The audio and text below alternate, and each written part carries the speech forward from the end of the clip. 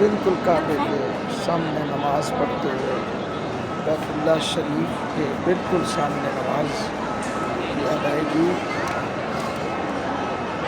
वालिदा मोहतरमा देख सकते हैं। ये मेरी वालिदा बैठी है काबा शरीफ के सामने। माशाअल्लाह सुभान अल्लाह।